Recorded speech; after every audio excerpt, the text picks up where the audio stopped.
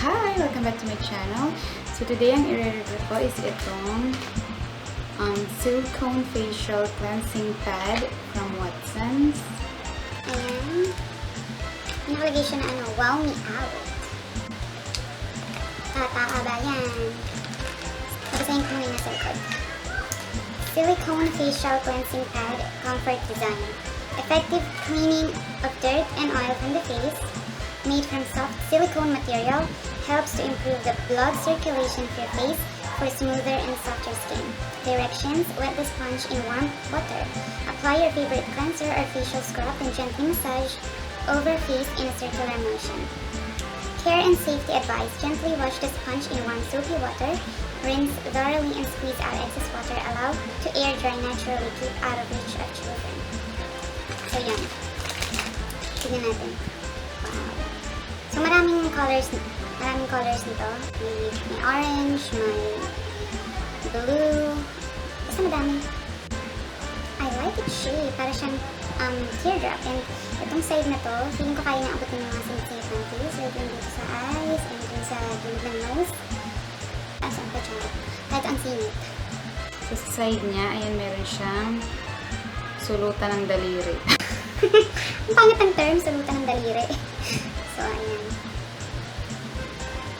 Ganda mukha siyang singsing. Ito, part na to, yung parang mga bristles. Sobrang lambot niya. Sarap ng hawakan. Sarap ng hawakan. Nakakagigil. This part, parang pagkatapos mo siya gamitin, you can stick it doon sa parang mga tiles na gusto yung ganang texture, tiles, parang medyo plastic. So, may naka-insert na clip, demonstration kung paano ko siya ginamit, and yung paano ko siya ginamit.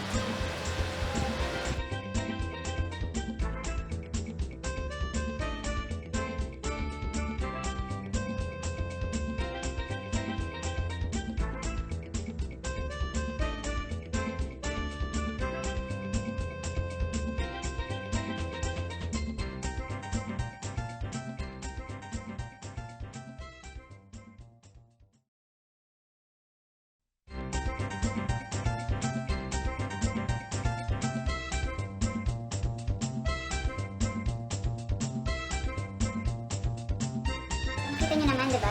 Parang pagkatapos ko siyang gamitin, parang sobrang linistik na ng mukha ko. Ano nakalagay dito na nakakatanggal siya ng makeup. Pero nung tinry ko siya sa mascara ko at saka sa lipstick, okay siya, not bad. Ang dami niya rin natanggal. Siguro sa lipstick mga 80% at sa mascara 70% natanggal niya. And ang lambot niya sa mukha Binababoy yung mukha ko habang ginagamit ko to. Pero hindi. As in, hindi siya masakit sa akin. Ko siya ng ganun. Wala akong nararamdaman ng sakit. Huwag na kayong gumastos dun sa yung parang yung umiikot na blush. Hindi ko alam kung anong tawag doon. For me, siguro i-rate itong product na to na 9.5 out of 10. Siguro mas okay kung nakakatanggal din siya ng makeup. Pero okay lang din kasi hindi naman, wala naman siya sinasabi dito na nakakatanggal siya ng makeup. So that's it for this video. Thank you for watching. Bye!